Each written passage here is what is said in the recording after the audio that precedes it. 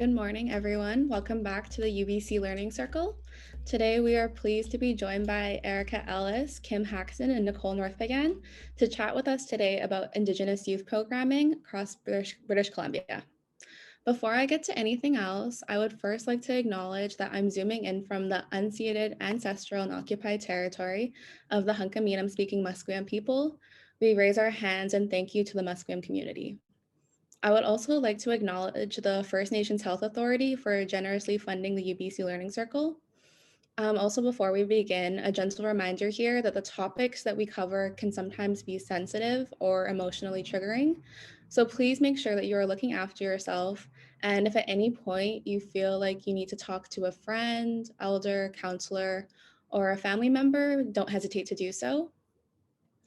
So for introductions, my name is Winona North Peigan. I'm Blackfoot and Anishinaabe, and I'm a student here at UBC, and I'm the current production assistant for the UBC Learning Circle. Other Learning Circle team members here in the digital room are our program manager, Cole Daly, and our production coordinator, Cynthia. If you feel so inclined to as well, please introduce yourself in the chat, where you're from, as we're gonna have a really great session today and there'll be times for questions later. So for now, I'd like to invite our guests today to introduce themselves. And I think we'll start with Erica. Thanks, Winona.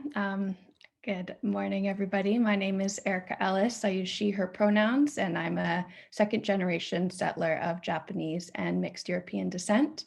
I'm super grateful to be calling in today from Squamish Nation territory and looking forward to what's to come. Thank you so much, Erica. Maybe Kim, if you want to go next. Good morning, everyone. My name is Kim Haxton. I am Potawatomi from a place called Wasauksing. I'm part of the 60 Scoop, so I didn't grow up in my community and have been on a long journey about connecting into roots and culture and all of the beautiful things. I'm located on the unceded territory of the Squamish, Musqueam, and Tsleil-Waututh people.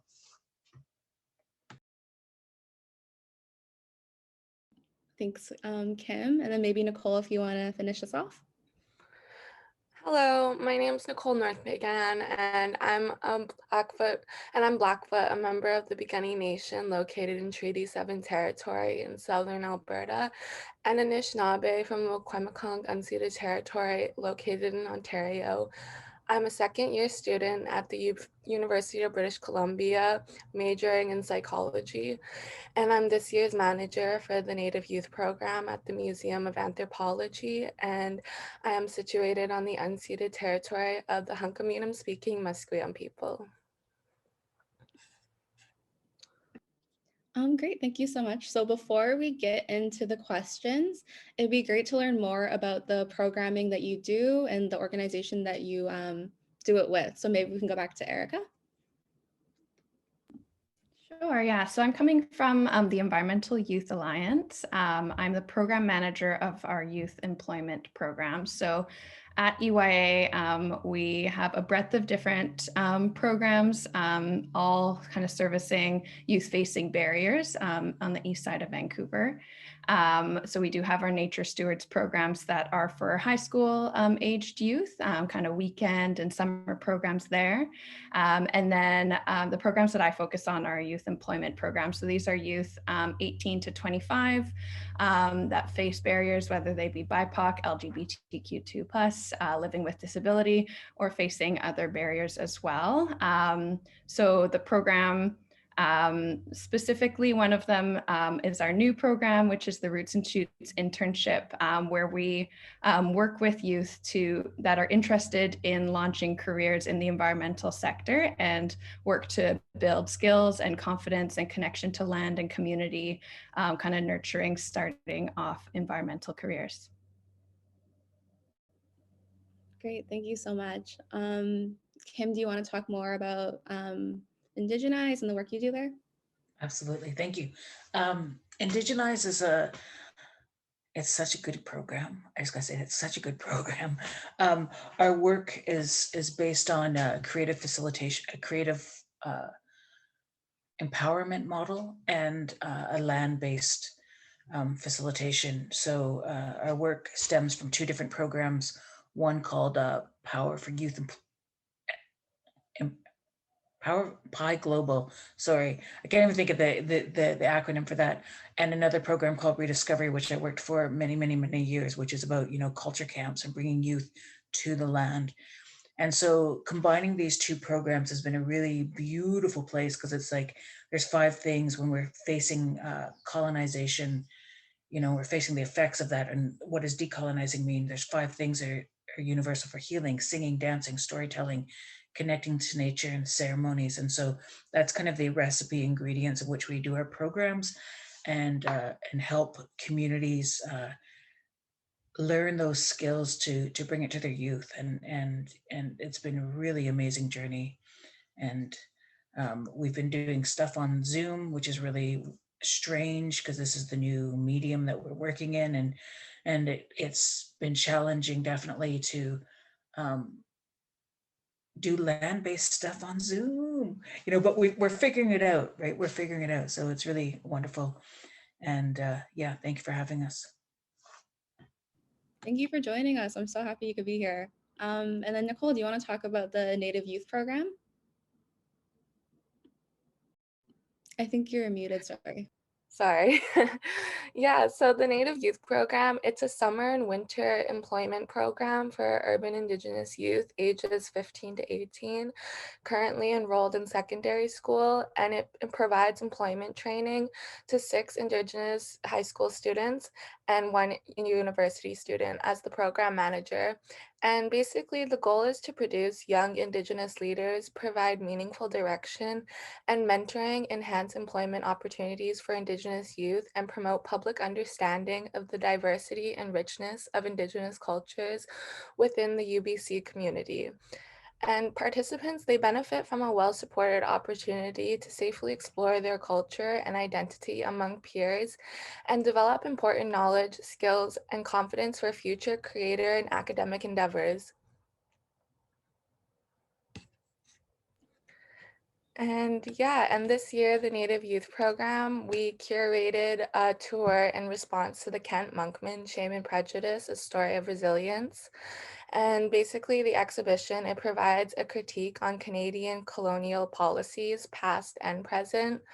And it's a journey that reclaims and reinserts Indigenous voices into the collective memory of our country and challenging colonial ideas in our history. And the Native Youth Program students, they made a response to the art pieces in the exhibition this year. And that was one of the main projects for this year. And that is a little bit about the Native Youth Program.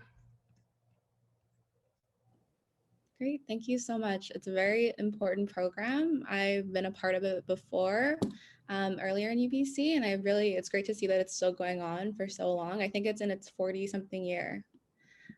So this is a question just kind of for anyone, but it's just a little bit more about, so we can get to know you better, is kind of how did you get involved in doing this kind of work, or what, I guess, molded your path towards doing the work that you do? So anyone can really answer this one, or maybe if Erica wants to start us off, anything like that. Sure, yeah, I can start us off. I think for me, I was extremely lucky to grow up really connected to land and really connected to plants and nature. So that kind of led me to do my undergrad at UBC in the Natural Resource Conservation program. And there I really learned that experiential education and kind of working on the land and with your hands is so powerful. And I knew that I kind of wanted to be in the space of working with people with land rather than just kind of one or the other siloed, which I think so many of us kind of see pathways kind of being one or the other. And I really wanted to have that holistic approach to it all. So was really drawn to that, and spent a few years kind of working with land-based programs in many beautiful places, but feel really grateful for working with EYA in urban green spaces and really kind of showing youth that it's possible to connect to land and nature in our backyards, in these small, beautiful patches of green spaces that we do have in these urban areas, and that it's not something that's inaccessible or unattainable or nature's out there. It's really kind of bringing that together. And that's been a really important part of my journey. Great, thank you so much. Yeah, and it's a very, very important program. If people haven't been able to check out the garden yet, it's just here in Vancouver. And I think you're still welcoming guests during COVID, right? So all of our programming, is in public spaces. So we've been really grateful to have a really long-standing relationship with the Strathcona Community Gardens and the Cottonwood Community Gardens. So those are public spaces that we do a lot of our restoration work and our medicine work as well. So anybody's welcome to go to the gardens, as well as some of the work that we do in Still Creek as well. They're beautiful green spaces that are open to anybody. Great, thank you so much. And that's such a nice resource to have, especially being in an urban area. So thank you for sharing. Maybe Kim, do you want to talk about how you got to where you are now? Well, once upon a time, it's like one of those stories. In a moment of, I always say, well, I was hitchhiking, when it was, and, I'm a little not ashamed to say that, but I was. I went to school in Thunder Bay, and being adopted, it was being away from culture was, I didn't know had challenges. It just was normal, right? But I grew up on the land, so there's a place where have always been held, and knew that, where it was like the four-leggeds in the land and the plants always, I was held. And went to university for outdoor recreation, parks and tourism, which is like wilderness based, because I just like canoeing. I like being on the land. I didn't really know what it would mean, and then sort of got into Thunder Bay has got into volunteering at different programs, and while I was at university, and was really kind of didn't understand. I was in culture shock, right? Of understanding as Indigenous people, as Anishinaabe people, what was happening. I was involved with a program where kids were being flown into Thunder Bay to go to school, and the dropout rate was huge, like so high. And I remember not understanding, and eventually my learning of being in that place and learning was just like, wow, it's so challenging for youth. And at that time, and it's still happening, young kids are disappearing. It's a port, an inland port, and kids were disappearing, and it's like, what do you mean kids are disappearing, and how come it's not talked about? And was really, grappled with some things, and came out of there. I was tree planting, and all I wanted to do was travel. And I ended up in a community setting up a culture camp. And I remember going like, how am I going to do that? What do I know about culture? And the program is called Rediscovery, which was really my work. And I realized the recipe is really, it's not about it's not written in a book. It's about taking youth to the land, with the appropriate support, and the magic and the teachings come through the land and through the unseen places that aren't prescribed. And that was my own work, and that has taken me all over.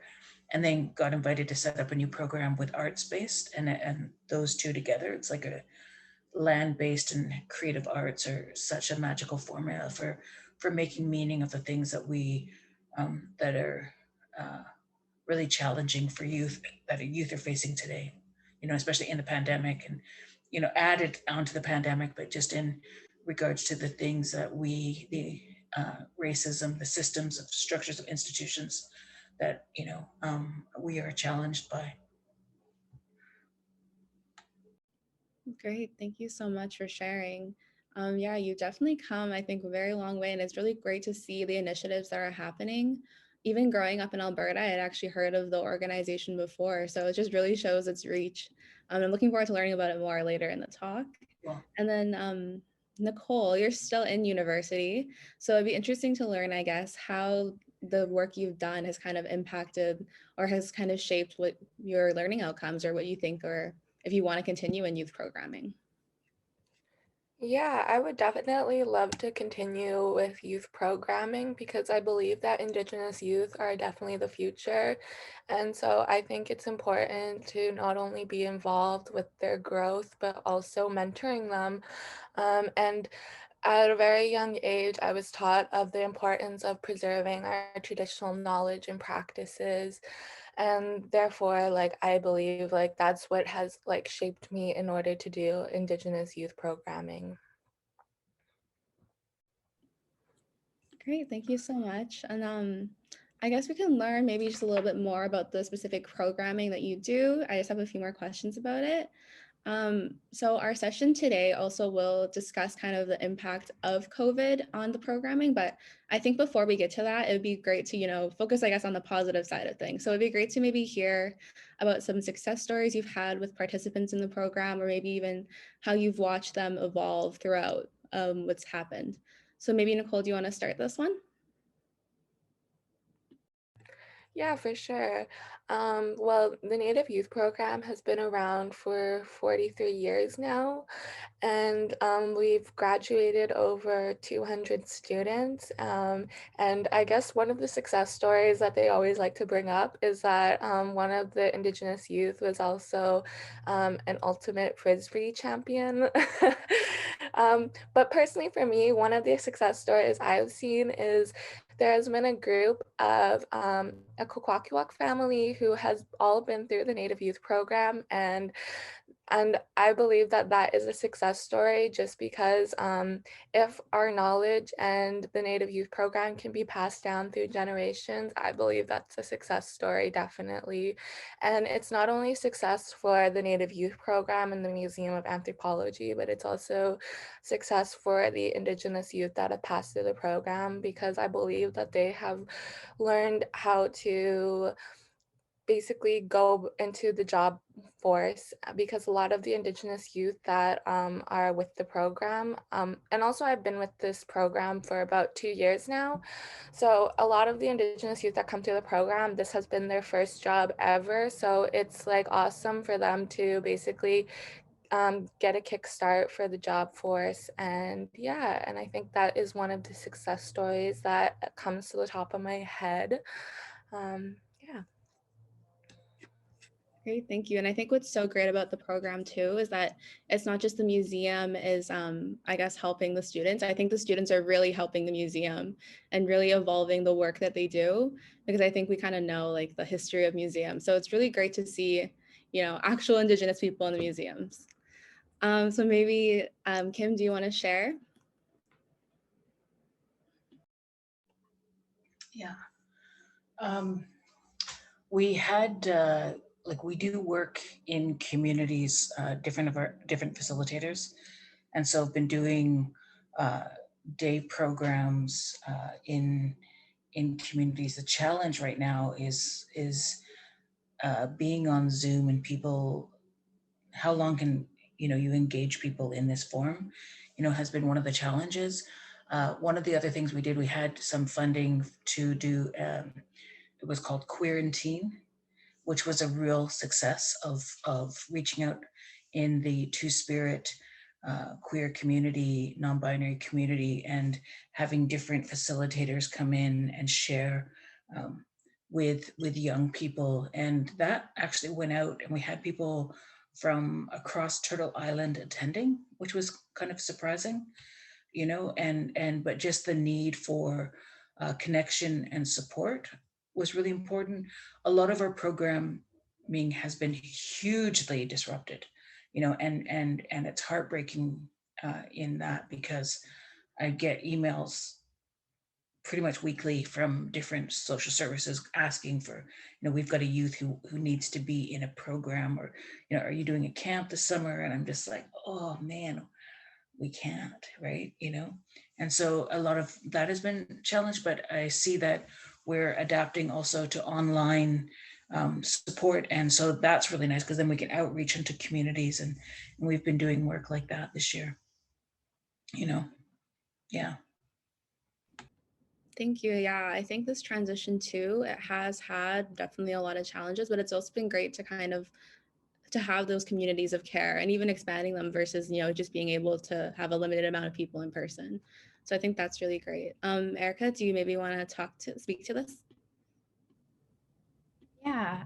So the way that the Roots and Shoots internship is set up is it's a 12-week internship, 10 weeks being land-based training with EYA in our urban green spaces, and then the latter half of the program being a work placement with a partner organization. And yeah, there's been a lot of beautiful successes and joyful moments for us through the process. The land-based training, we usually have 5 or 6 youth coming together to kind of move through the training as a cohort. And with EYA bringing in youth-facing barriers, we often get quite a beautiful mix of different backgrounds, and there's so much co-teaching that happens in that space, and I've learned so much from the youth through that as well. So there's been just like really beautiful learning and connection that's happened through the training, and then the youth are kind of well equipped to go try their hand at working in another environmental or community-based organization as well.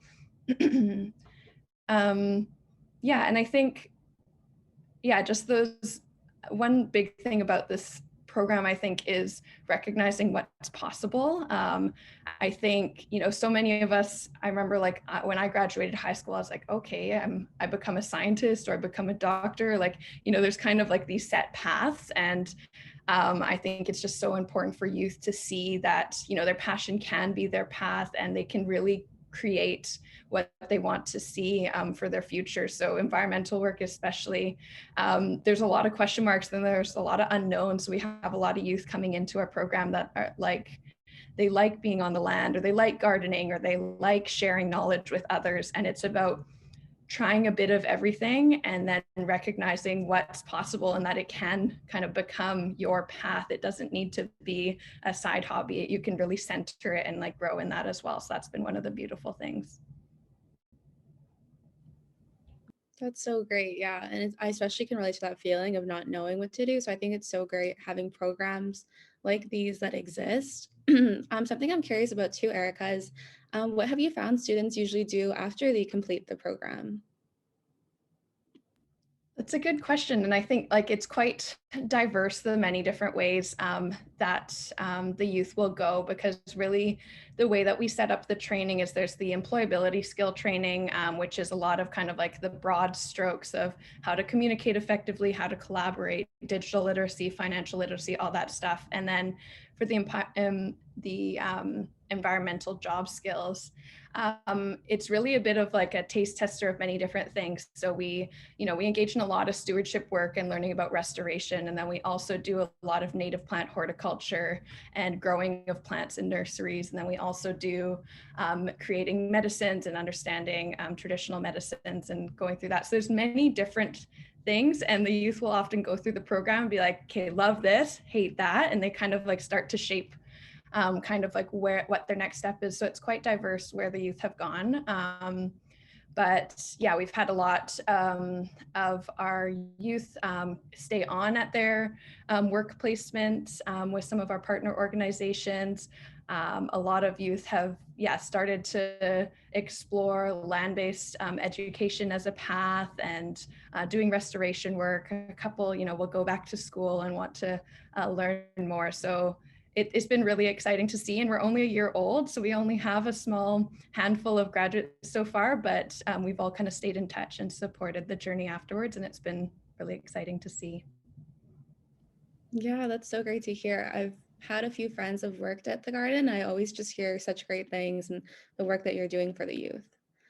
So I guess moving on to my next question, also kind of about, working in this field, is kind of how have you seen, I guess, youth programming kind of evolve, or how has it evolved for you, I guess, or how you've implemented programming since you started in this field? So maybe Kim, if you want to start us off. Sure. As I was mentioning before, it's like, since our program is so experiential, we've had to sort of adapt into this online, place. And I think it's interesting because that's part of the puzzle in the bigger picture, is like, how do we create connections? Because everything is about relationship, and so creating online forums or being involved in We get a lot of calls to do work in conferences and stuff, and what I know over the years, and especially now, is like this place of not just play, but of creating connection has been like that's the piece which, Erica, when you talk about, our group is connected after, which I think that's the piece, is like, what are you doing to create community and connection? Because we know that in this time of paradox, of high paradox, of uncertainty, there's a lot of feeling separated. And so I don't know if there's a specific thing, but I just know that anything where you have a hangout, I'm just going to say hangout, on the one formula, and then you can give people actual tools. We talk to the youth about doing neurodecolonization, which seems like a big fancy word, but it's not. It's just about how to cope with, the minds and all of the things that come up that are relevant for young people in this time, and actually any time. And so our content is really just about adapting into Zoom and finding activities that you can do here, but normally we can. Yeah, I think it's really hard too with the land-based learning. I can't imagine. It was funny though, before we started the session, Kim was telling us some of the stuff she does to adapt over Zoom. You were showing us what was it, the mute thing, or? Yeah, we've been looking for things that we can do online, and I work with Sky Lewis, who's an incredible young academic, brilliant, and I'm like, we're teaching a facilitation course right now, and I'm like, we need to get activities, tons of activities to give to people. Like, how do we, because a lot of our activities don't necessarily translate. And so that's been really fun and hilarious, getting activities like we do. Well, I just want to say a couple things on that. We do a scavenger hunt where, like, okay, ready? And we'll list 5 things, and everybody has to jump up and run and bring them back. And it's not really about the first one back. It's about all the beautiful things that people bring. Something red back, bring your favorite coffee mug, bring, and so we're actually finding things that people are feeling energized. And that's the medicine there. The thing that I was talking about was, there's I don't know, Sky, you found it, about a random word thing that you can find. It's like a wheel that brings up little phrases. And so you hit your mute button and everybody's looking at you, and then you're mouthing words. So it would be like, if I had my mute button on, it would be like, right. And then everybody's trying to guess what you're saying. And it's absolutely hilarious and beautiful. And that laughter, I guess, is another medicine, right, that heals. Mhm. And especially in this time, it's so important to bring that place of feeling connected and laughter. And so that's what we're learning through this medium. Yeah, thank you for sharing. If anyone has any guesses as to what Kim said, feel free to put it in the chat. So I guess we'll move on. Maybe Nicole, do you want to share how your kind of view of youth programming has changed? As you mentioned, you worked at the museum for almost 2 years now. Yeah, my definitely I had no idea what I was getting into when I signed up to do youth programming, just because, and I say that because there's a lot of emotional labor that comes in with youth programming, especially when you're asking Indigenous youth to be vulnerable and tell their own stories, like say like as responses to the Shame and Prejudice exhibition. There is a lot of like themes of intergenerational trauma, residential school, the 60s scoop, and yeah, themes like that. And so it's very like a lot of like emotional labor in the sense that you have to be there for the students while you're also feeling your own emotions, because I am Indigenous, and same thing, like intergenerational trauma has happened to me too. So it's like we can all be there for each other and be a community and relate to each other. And I think that's something that's very important and something that you don't really get a lot in a colonial society. And so I think, yeah, that is definitely how it's changed for me, just because it's different than when you go into like a job that's like say in a restaurant or something, because yeah, you really have to be careful with like what you're saying and how you approach certain topics, and just the fact that yeah, like everyone is going through something different, and so you really have to be careful with that. And so I think like youth programming has also taught me how to be more sensitive and also patient. So yeah, and I'm really grateful for those experiences, because I don't think I'd be able to learn those through a different job place or workforce. Yeah. Thank you. Yeah, and I think what's so great too, especially what you were talking about, is that you're learning just as much from the youth that they're learning from you. And it's something that you kind of touched on, but do you feel like versus when you first stepped into the job, you obviously were in a supervisor role, but do you still feel that way, or do you feel like you're more colleagues, or how is kind of the dynamic I guess, has changed, or it Yeah, has that's a stayed the same? really good question. Yeah, I definitely don't really feel like I don't feel like their boss more so. I would say I feel like we're all teaching each other. Like, I don't know. And personally for me, growing up close to my culture and connected, it's never like a power structure, I would say. It's always like everyone is important and everyone has an important role. And so that's how I feel it is when I go to the Native Youth Program in the Museum of Anthropology, is that it's not so like I'm the manager, I'm the boss of them or something. Like it's that they all have important roles, including myself, and that we're all learning from each other. And it's a great place of respect. Thank you. That's so nice. Thank you for sharing. Maybe Erica, do you want to speak to this about how your, I guess, implementation or how you viewed it has evolved? Yeah, and I might build off of some of what Nicole was saying about how a lot of, working with medicines and land-based learning has a lot of emotional weight and has trauma tied into it. So being non-Indigenous, it's been, yeah, a learning journey for me to understand my positionality in it all. There's certain stuff that I need to really push forward with, and I need to do that heavy work, and I need to be moving forward with it. But there's also a lot of times that I need to take a step back and the teachings are not for me to share. And I need to really move into that supportive role for our Indigenous facilitators, or for the elders that we bring in, or for the youth as well, sharing. So that's been a really important thing for me to really recognize kind of where I play into all of this, recognizing that I'm not Indigenous to these lands.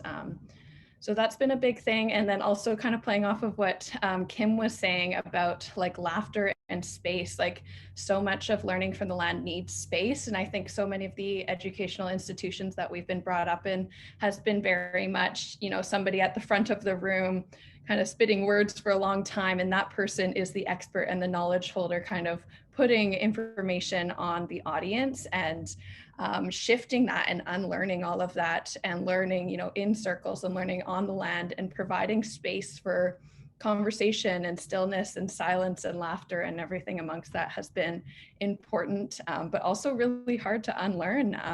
We've all been brought up in these spaces that told us that that's not how you learn things. And it's been a journey for sure to navigate that moving forward.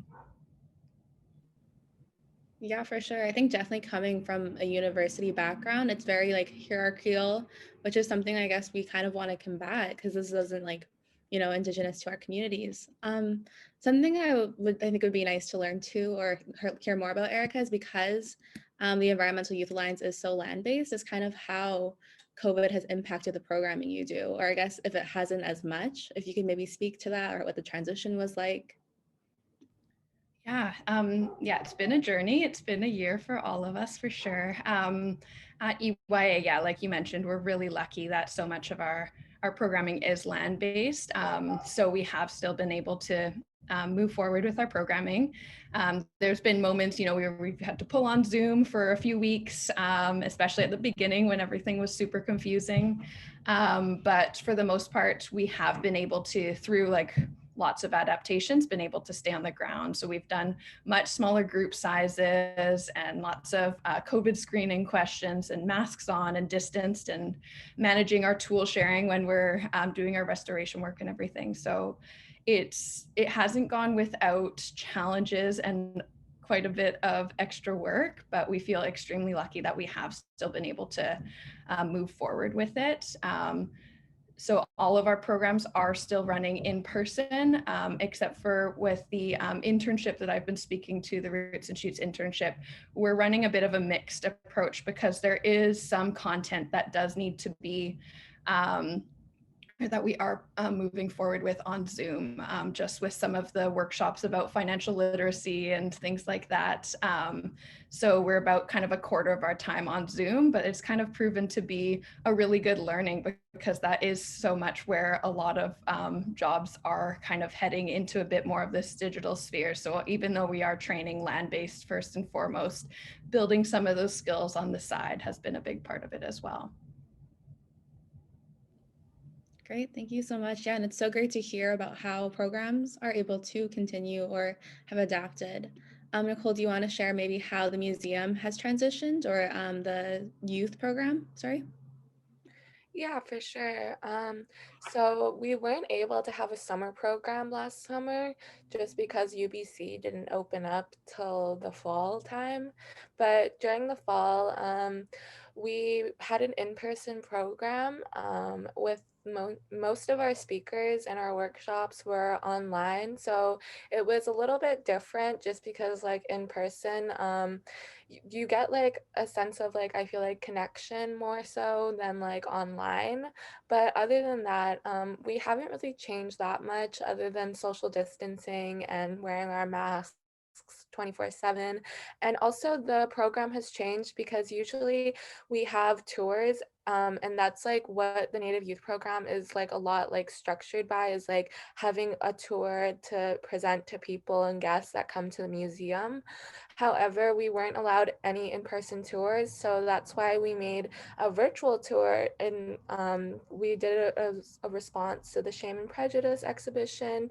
And I actually have the virtual tour and I would love to show a little clip of it so you could see the students that I'm talking about and it's not just me. So maybe I could show like the beginning intro clip. And yeah, should I do that now, Winona, or what do you? Yeah, sure. Yeah, go ahead. You can share your screen, I believe, and it'd be great to see, I guess, you know, the actual youth that we're talking about today. Yeah, of course. And sorry, I'm just gonna. No problem. While you're doing that, another question, is the exhibition still up, Shame and Prejudice? No, the exhibition is no longer up. It was only up for about 2 months. So, but this clip will be on YouTube and the Museum of Anthropology website very soon. So, but I will just show you the beginning of the clip. Sure, sounds good. Okay, is it working?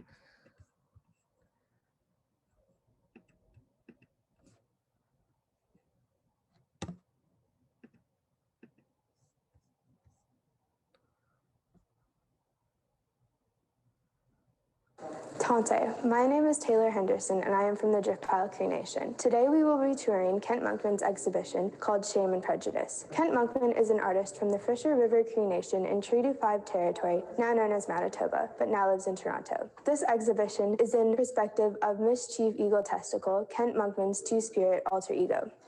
Gila Kisla, Nuga Jasame, Gait Klinlach, Klautzis, Mumtigila, Klutz, Guatsala, Naklach Dog, Klutz, Awikinu. Greetings, my name is Aramis Henyus, but my ancestral name is Jasame, and I'm 18 years old. This is my 3rd year in the Native Youth Program. And the first stop I'll be taking you through today is called the Starvation Exhibit.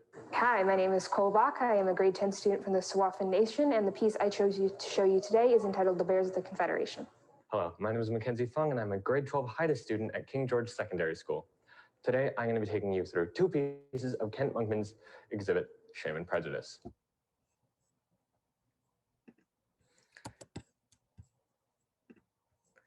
Yeah, so that are the students, the 4 students. And yeah, I will let everyone know when the clip is back up on YouTube and on the Museum of Anthropology website because it's an amazing tour and everything the students have to say is just like amazing. Yeah, it's just, I have lots of words for it. Yeah, thank you for sharing. Yeah, something I learned too from when I was working there is I realized I was like, wow, I was not this smart in high school. So honestly, good for them. I'm really happy to see that. So maybe now if we want to move to Kim, if you kind of touched on this a few times already, but kind of more about how COVID has impacted your programming, and if it has, kind of how are you trying to still create those communities of care, reach out to the youth? Mhm. Well, there's a couple things on that. One of the thing of not having as much in community programming, because we sort of go to where we're called, is that we have actually had an opportunity to, we're in the process of creating curriculum, like a manual for communities, which is kind of exciting because, really the work that we have is that I think is really important. You give people knowledge and a little bit of training.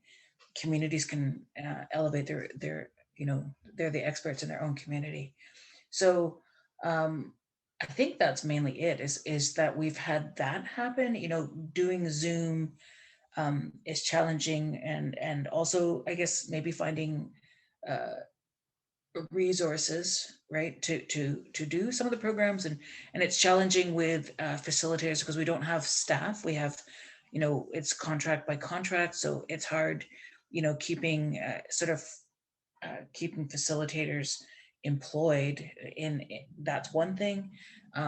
There's always a need in community, and I know that some of the communities uh, that we have been involved with, there's like a lot of challenges in the community because communities are in this place of like, oh, hang on a second, and there's I mean, it is, the pandemic has created a lot of shock and a lot of like scrambling to like just how do we manage this, and so balls are getting dropped in some ways, and I say that and I'm just like about to get slapped, I know, with emails, but I also know that communities are, and the beautiful thing is that communities are going inward and then bringing in together, like, so there's a really good thing out of the pandemic, that they're, people are coming together, but there's also, I don't know, it's as I say that, I'm like, well, we also know that the kids helpline just statistically has gone up 110% calls. We know that mental health in communities with young people, has been precarious, and it still is. I don't know what the percentage is. They have percentages, but it's gone up, for this. And so there's a need for this, but it's really hard when, how do you organize? How do we make this happen? So that's sort of, that I would say that would be a barrier or a place where we've come up to, but it's like, uh, there's so many cool programs out there. And I think that's really, like, I want to say that there's cool programs out there, and I'm seeing communities that haven't, have to like buckle down and be like, okay, we gotta, we're doing this work. And to me, that is like so important. There's lots of free resourcing online from different organizations. And I think people are starting to look for that and get that. So as Indigenize, I think, you know, as we're learning as a team and reaching out, we get youth who are like, hey, thanks for that activities. I'm doing those things with my friends and community. So we're just seeing sort of like a smaller ripple effect where actually we're seeing kids being empowered, and doing their own thing. I don't know if that answered your question, but yeah. No, thank you. Yeah, it definitely did. And it's so great to hear too about, the youth who are having this ripple effect, because I think as people who do this work, that's kind of, I guess kind of the ultimate goal is like youth taking these lessons back to their circle or their communities and being able to, show them like what has changed and what has happened to them. Yeah, absolutely important. So maybe we can move on to the next question. So we're still in very uncertain times, as I'm sure everyone has heard a bunch of times, but how do you expect your programming to change in the next few months? Maybe Erica, if you want to start this one. Sure. I don't see like too much in terms of COVID with us changing. I think, with a bit of like all the changes that have happened in in the past year, we've come up with something that works really well and is then a bit like resilient to all the sudden changes that we're hearing, every few weeks. So who knows what's going to happen, honestly, tomorrow at this point these days. But I think overall, the system that we've kind of come up with is safe kind of within most restrictions. So we're hoping that we can kind of continue forward with this through our summer programs and our fall programs, because we have a lot of amazing stuff lined up. I think that we will continue the way we are, kind of mixed delivery with the internship, and then getting all the youth on the ground in their small groups in our other programs as well. Great, thank you. I'm so happy to hear that. I'm really happy too that a lot of the great work that the Environmental Youth Alliance does can still continue. Maybe Nicole, do you want to speak to what's happening? Because as you mentioned, the summer programming didn't get to happen last summer. Yeah, for sure. I would say that the program, it has definitely changed, but still the goals and really the goals and like what we want to produce out of the program hasn't changed that much. But what is going to change is that we have a new Indigenous curator coming in who is going to be the coordinator of the Native Youth Program. And before that Indigenous curator, we had one called Pam Brown, and she was with the Native Youth Program for 25 years. So she pretty much made the Native Youth Program and how it is structured and everything. So I'm very interested to see when the new Indigenous curator comes in and how the program is going to change, because I'm definitely going to do this program for the summertime too. So I'm definitely interested in the new curator coming in and just seeing what ideas and what they can bring to the table for the Indigenous youth. Great, thank you for sharing. So we've had a lot of great questions come in. So maybe we can wrap up a bit before we get to them.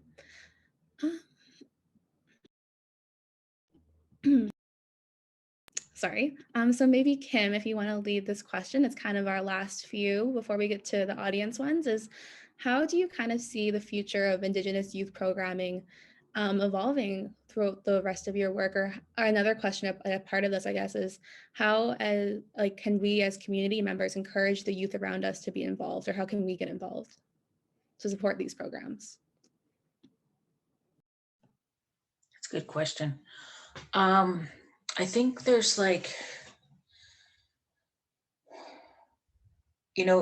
think going digital isn't a bad thing, because I think a lot of youth spend time, whether it's gaming or different things. And I think it's, as much as my heart's like, just get to the land, but how can we reshape this forum to in that place of connecting? And I hear people like, oh no, that's not the same, but no, it's not the same. And we're just in a time where, rethinking and recalibrating to, in this time. So it's like, it's a difficult, it's a difficult one, but I'm like, with more online platforms and opportunities for people to be connecting, I'm in a program where there's people from across Canada, and it's just so cool to have that piece is mind-blowing. And I think there's something of that as an opportunity, is connecting youth from all different nations, from as far, as remote and far away, and being able to come here and either do, I'm involved with another program to Access to Media Education Society, where we do creative arts and video and talk about, the issues of the day. Kids want to talk about that, and just having outlets for that, I think, is the most important thing. With Indigenized, it's like, this is what we need to do, because this is where we are right now. We will, and we encourage people in some of our online stuff is being connected to the land. We do activities where it's like, go outside and, do this right now. Or if you could think of something in nature that you connect to, what does that mean? And always, of course, it's always in relationship to the land, everything we do. But now it's like, okay, well, how does this medium work for us in that way? And I'm starting to see, for example, just one example, and there's, as we're seeing different types of not just Zoom, but other ways to meet that make it engaging, there's online meeting spaces that you are actually, I'm like, ooh, how is this going to turn out? Because they're still at the initial beginnings. You know, there's I think people from out east, Mohawk, who've created an online platform where you go into the longhouse. And so we each get avatars and we go into the longhouse and sit around a fire. So instead of this, which is like, I'm like, my little brain box really can't understand that, but I'm just like, that is cool. Like, how do we engage people with their imagination? So that's where I'm just like, ooh, how are we going to go forward and get in that stream? Yeah. Thank you. Yeah, I totally agree. I think one of the benefits of moving to this digital space is, a lot of these skills that we're learning are very applicable to what's going on now and to what we can do in the future. Maybe Erica, if you want to speak to this question, or if you need me to repeat it, anything.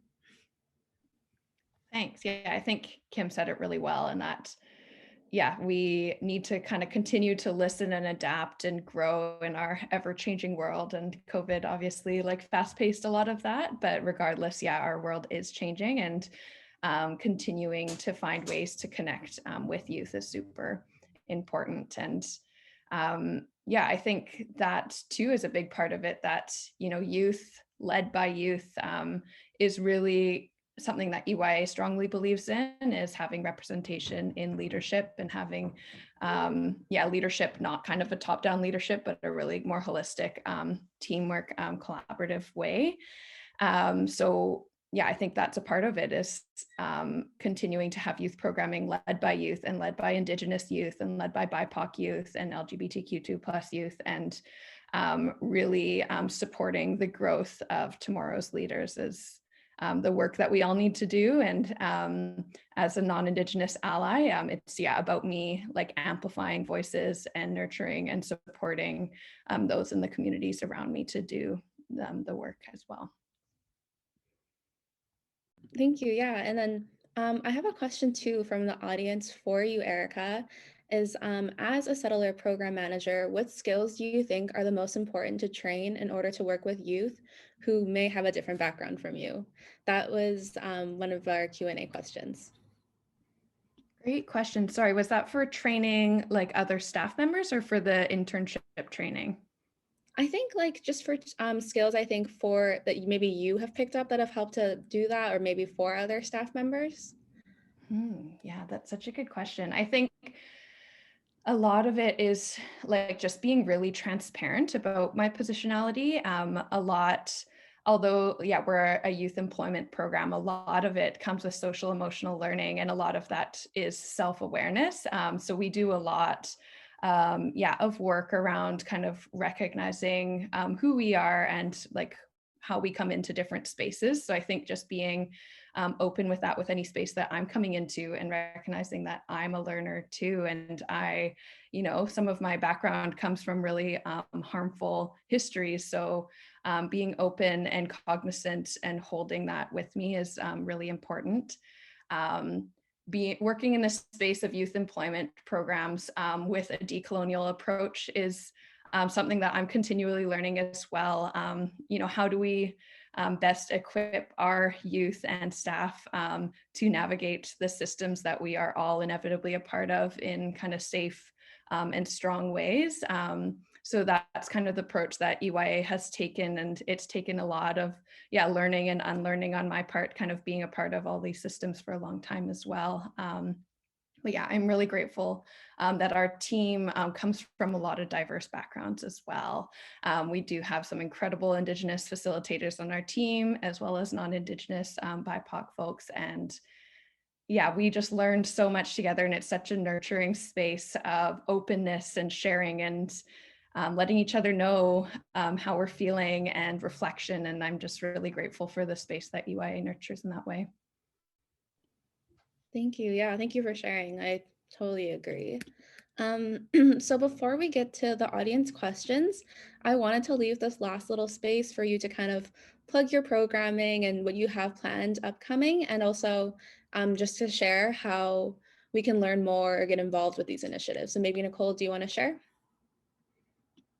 Yeah, of course.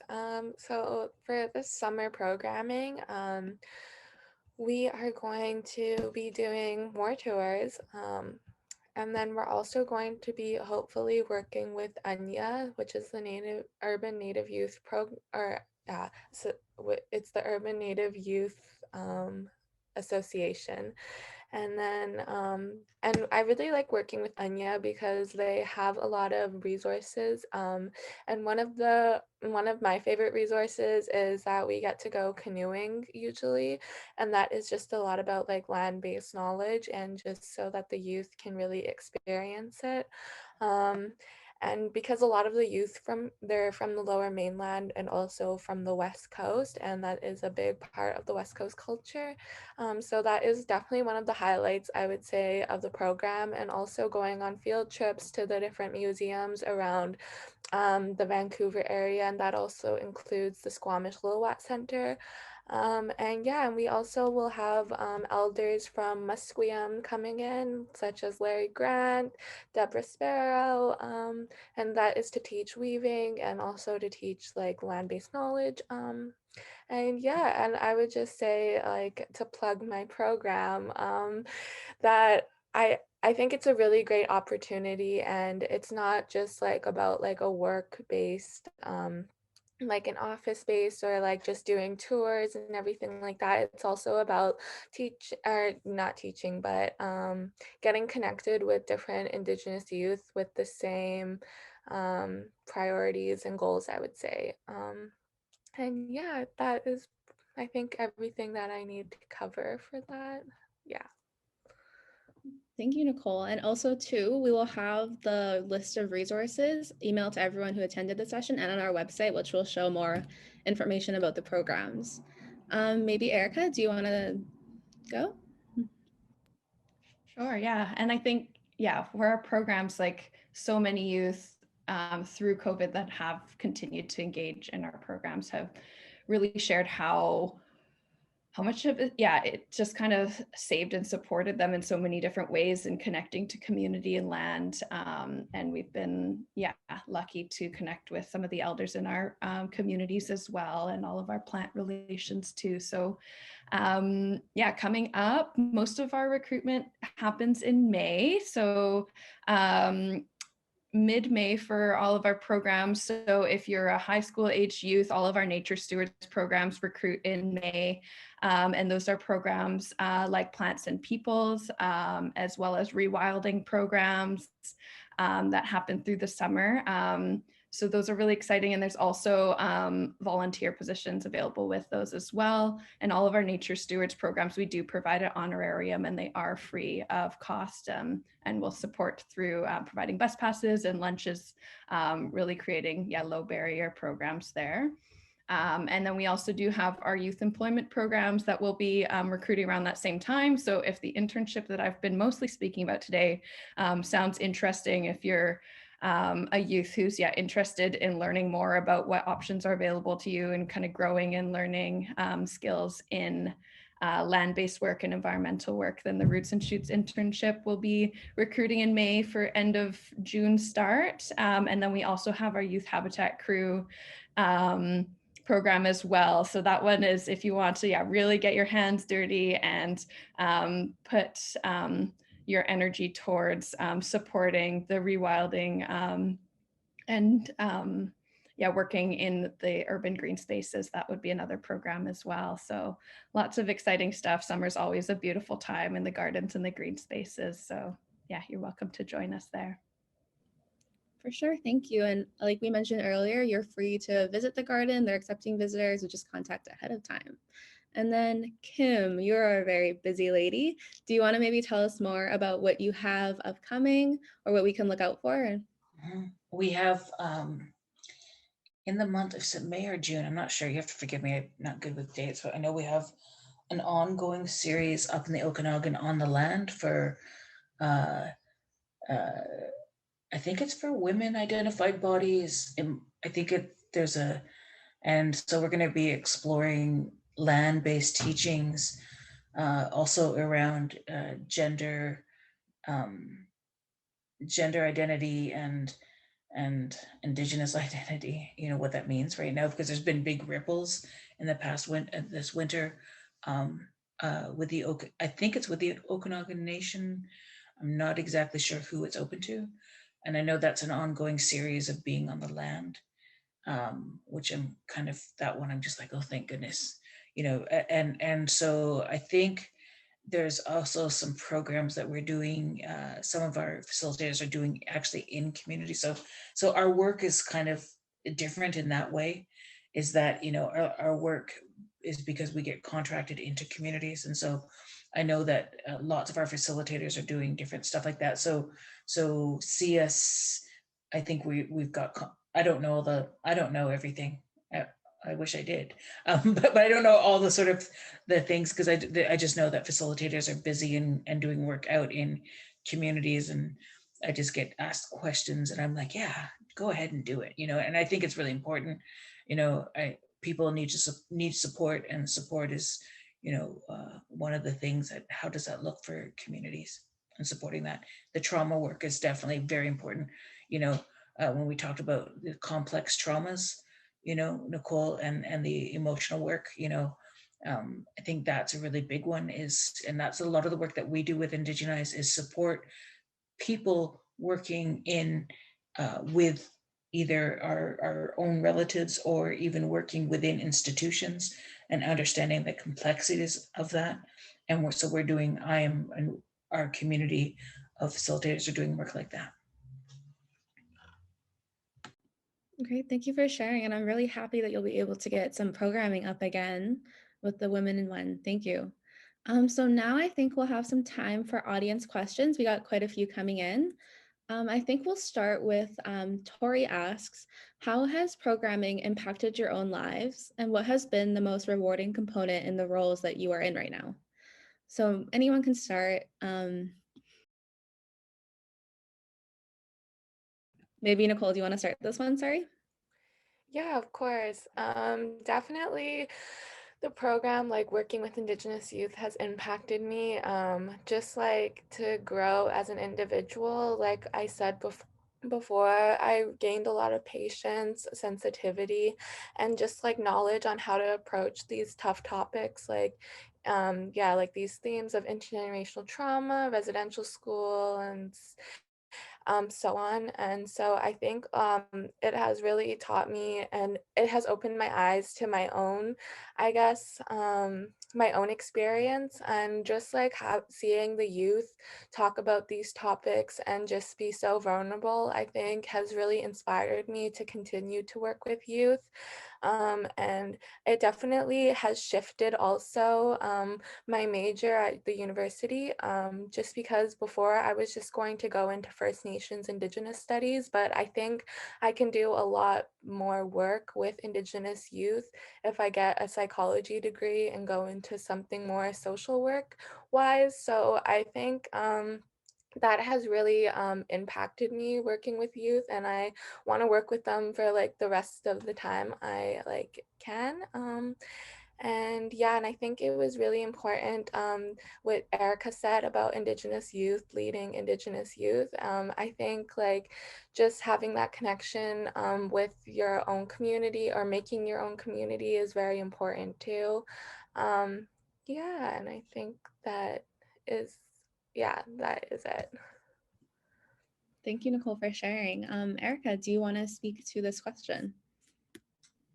Yeah, it's such a good question. I feel like on my post-work walk today, I'll be thinking about this a little bit deeper as well.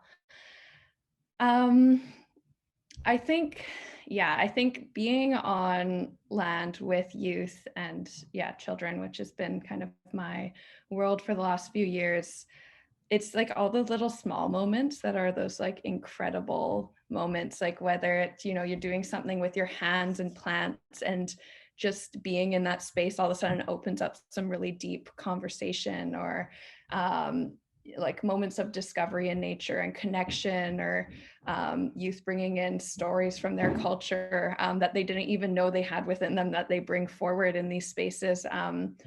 I'm constantly learning, and I'm constantly energized. Like, my job can be really hard sometimes, but any day that I'm spending on land with the youth is like such a treat and such an honor.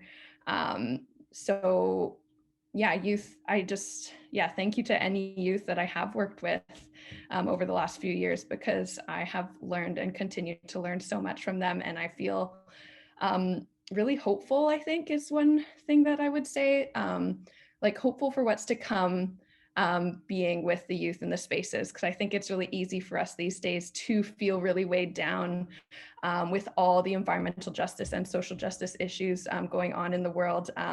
But working with the youth definitely gives hope for what's to come, because we have incredible, strong leaders in our youth populations. Thank you. Yeah, and I totally agree. That's a really great question. Thank you, Tori. Kim, I would love to hear from you about more about how this kind of work and programming has impacted your own life.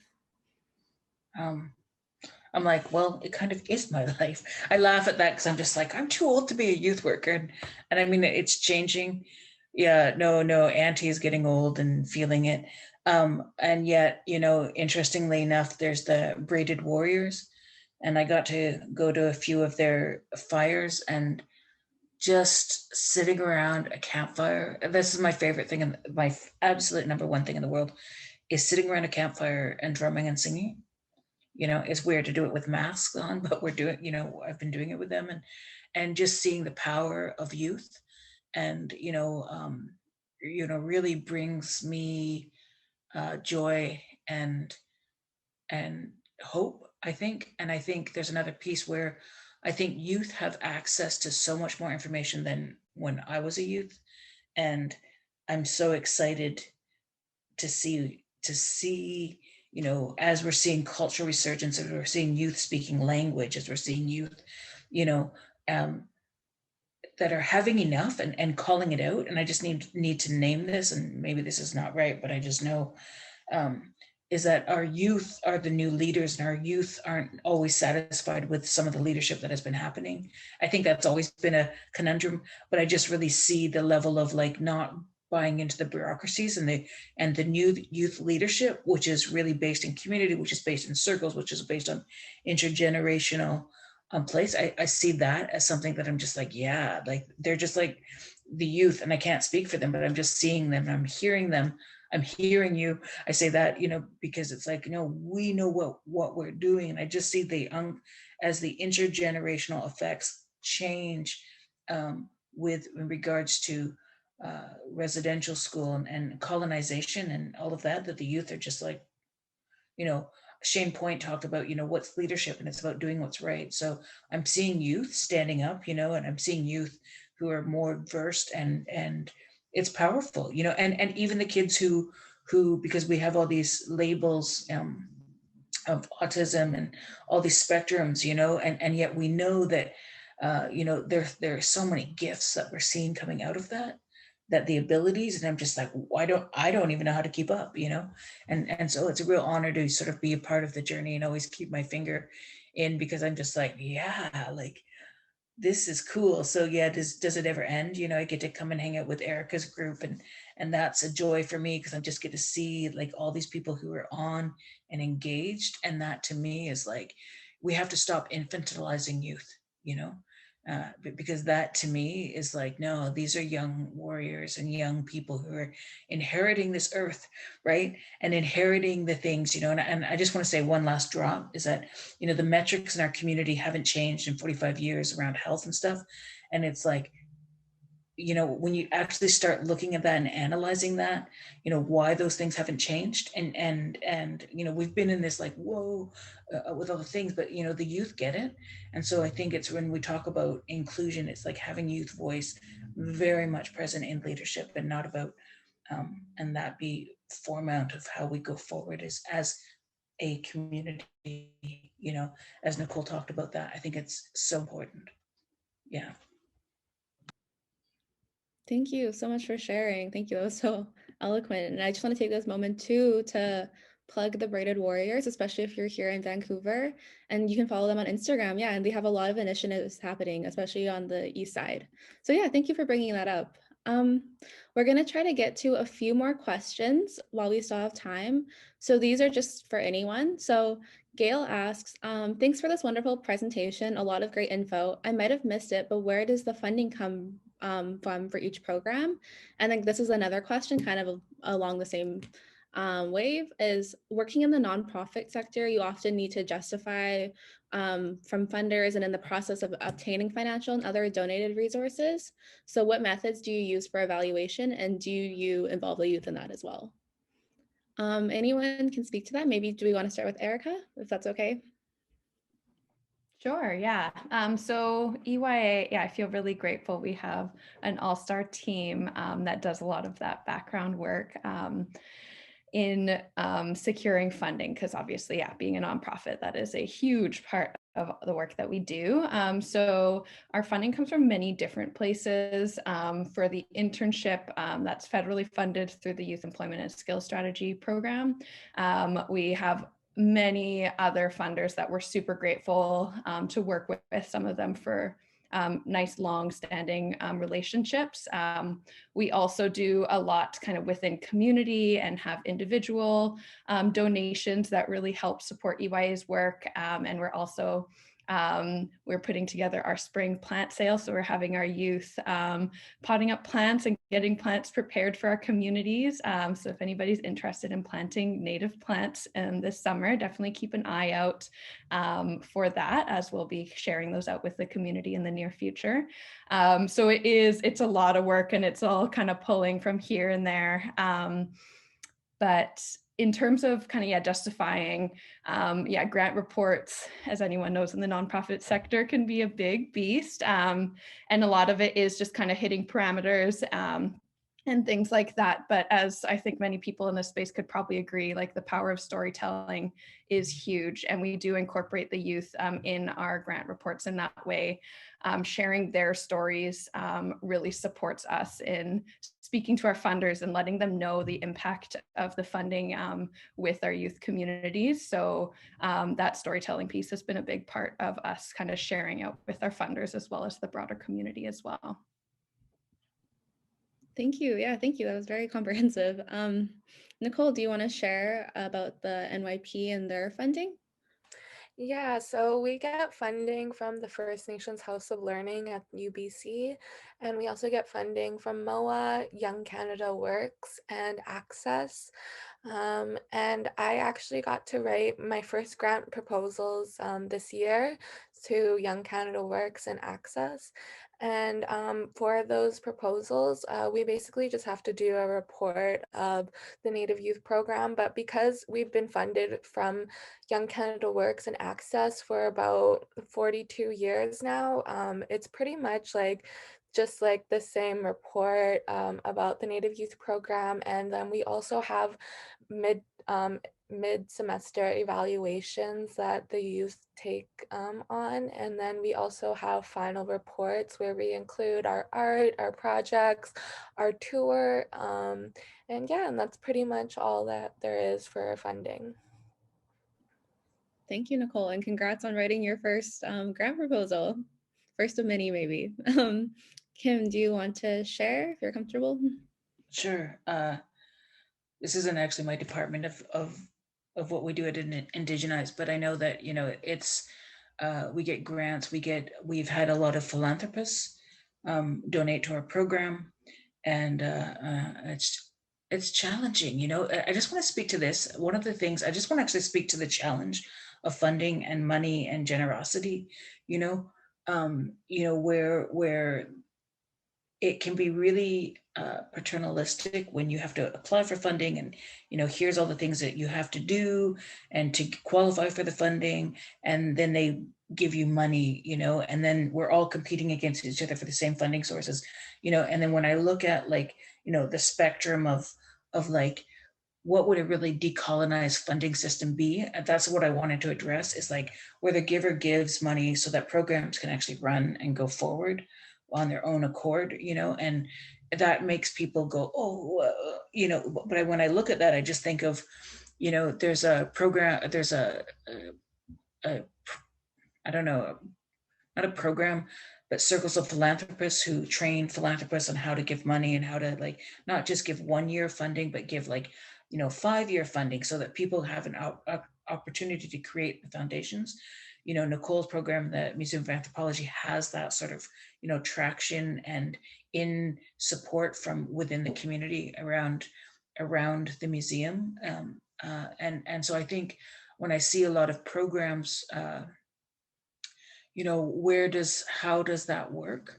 And I don't really know, but I just see the sort of spectrum of like, how can we get more shifted into this place of generosity that, is a place of reciprocity, is a place of like actually changing those metrics and that thing, Robin Kimmerer Wall talks about a berry bush as being an ultimate gift. You're walking along and you're like, what a gift. The berry bush just gives. And I think of our communities and how, when like or the West Coast communities of Potlatch and how we take care of community, how can we bring that into, how does that ripple down through the energetics of the funding, instead of like, always having to scrabble for, the next piece. And I think that's where it was one of the challenges is, for Indigenize anyways, I know that is always having to do that. Yeah, thank you for sharing and thank you for highlighting that too. I think it's really interesting, in regards to the future of Indigenous programming, like what is the future of this, the funding and how can we decolonize it in certain aspects? So we're going to move to the next question from Adam. So as students have to transition from moving away from home to further their education, knowing you are leaving family, community, siblings, how does one cope with this event, especially maybe coming from a rural area? And how can we support these students or these youth? Maybe Erica, if you would want to speak to this, maybe? Sure. Yeah, kind of working in that space in Vancouver, it's been amazing to see what kind of resources are available to youth.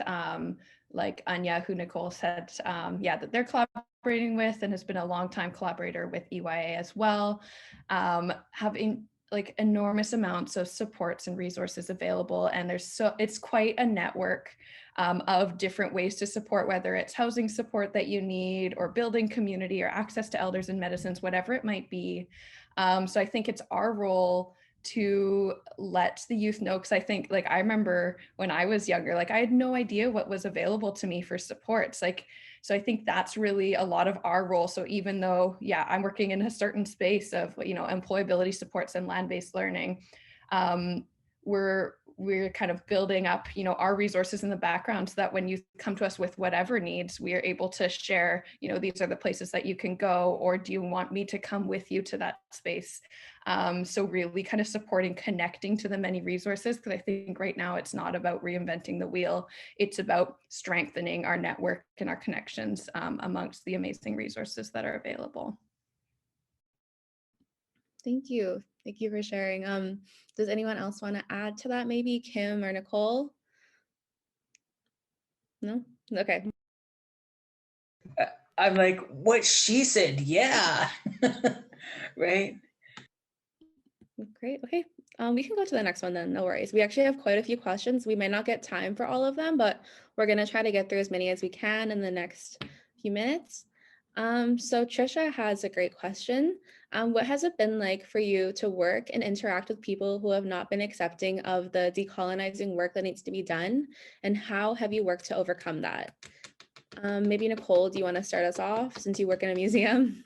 Yeah, so definitely I would say everyone in the museum says they support the Native Youth Program, but sometimes the actions, I would say, don't support it as much. And I think that's just because there's not enough cultural training and like knowledge that they have. And I think that it has a lot to do with just the colonial structure that the museum has always been in. It's been very systematic. And so that has been like a big challenge for me personally, is trying to get the youth to feel comfortable in a colonial institution, because naturally it's hard to feel comfortable when it's like, when colonization has been so systematic and we've been like oppressed and just like, not like being able to practice our culture and everything like that. So it's been a pretty big challenge, just because I don't think one program will fix the museum.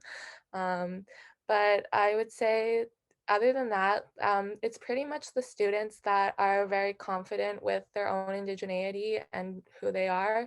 And so it's nice that like they'll bring their drums to the museum and they'll just take up space in the museum, which I think like that is very important, just because like a lot of our culture is in the museum, and a lot of the times they just like forget that Indigenous people, we're not static, we're still here, we're still alive and living, and yeah, we're well. And yeah, so I would say it has been very difficult, but we are still working on it. And I think it's also a balance between like the museum staff and then like the Native Youth Program to come together as one. It's not just one person's responsibility, I don't think. So yeah. Thank you for sharing, Nicole. Yeah, I think, there for sure is a lot of work to be done there, but I think the program is definitely a step in that direction. And it's so great to like hear that and to see in the tours to have actual Indigenous youth. Maybe Kim, do you want to answer this question? I kind of do. It's like, it's one of those big ones which we could have a whole conversation around, around decolonizing and as it relates into the different facets and the wheels that we all work in and sectors. And I think there's a real place of like, because I know a lot of my work, this is what I'm super busy doing. Everybody's calling for decolonizing, but it's like the minute you say we have to face the lies in which we've all been indoctrinated into, looking at the history of Canada, looking at, the formation of the RCMP or the Northwest Mounted Police and what it actually was, people's, there's a thing called settler reflexivity, which goes into defensiveness and tears and all of that sort of reaction. There's a group, I forget the name of the authors, there's some couple of Indigenous women with an academic professor person academic person, who they talk about, it is about working into ethical action and solidarity with Indigenous communities and instead of reflexivity and defensiveness. And so when I think of that, I think about how the somatics of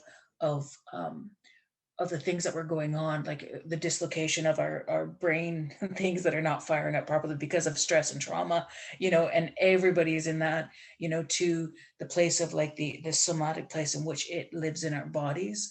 And that's part of it, that's why we're seeing this, that's why we're doing this work, that's what we know as Indigenous people. Like Nicole, I love what you just said, because it is institutional, it is systematic, and people are like, yeah, but what can I do? But it's like, we're in a long-term piece of recalibrating that and doing that work. So it's having the patience. Impatience is one of the things, fear, all of those things show up for settler people, and it's like, you're going to mess up. It's okay. It's okay. That's been shown over and over, but it's like, we actually have to address the truths in order to, to take a new step. Thank you for sharing. And yeah, thank you for this question too. We could have a whole conversation around this, but maybe we'll just quickly, no, actually, no, we'll move on. Erica, do you want to maybe speak to this question? Sure, yeah, and I think Nicole and Kim really pulled it nicely together there. Yeah, there's a lot of work to be done in the space. So, and yeah, internally at EYA, there's a lot of work going on in decolonizing and anti-racist approaches. And it's like internally a really like nurtured learning space. But I think the beauty with EYA programs as well is that we are working in public spaces, community gardens, green spaces, and we're interfacing with folks that might not view the world in the same way as us. And that's like a really beautiful part of the learning, and it doesn't come without challenges. Like we've had some really challenging interactions in the past, and we train the youth and our staff on how to manage hostile interactions in that way.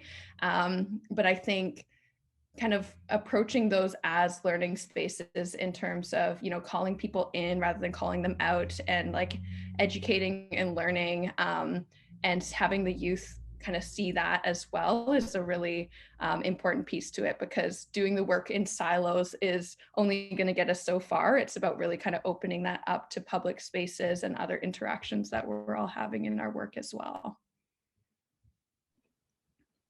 Yeah, thank you. Thank you for sharing. Yeah, and I think it's a very unique position the garden is in, being so central, like in the city. Yeah. So we have time maybe for one more question. This is from Kenzie.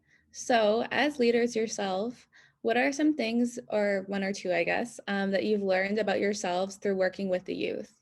And this could be anything. Maybe it's you weren't as patient as you thought you were, just anything that you really learned. Maybe Nicole, do you want to start? Yeah, sure. Definitely something I've learned how to work with the youth is just like, I would probably say,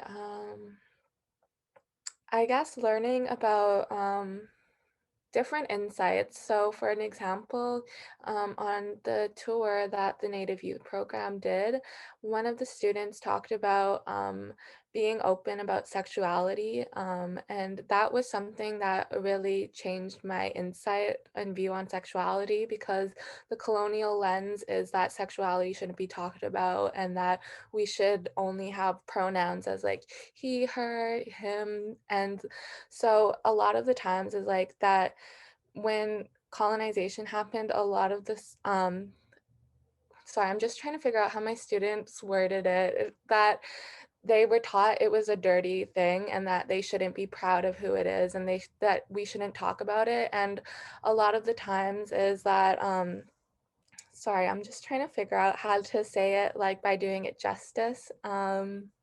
But yeah, basically like just different insights about like how sexuality was taken from us when we were colonized, and that we aren't allowed to be as open as we should be. And it's something that we all have and that we should be proud about, and something that we should have it in open dialogue and open conversation.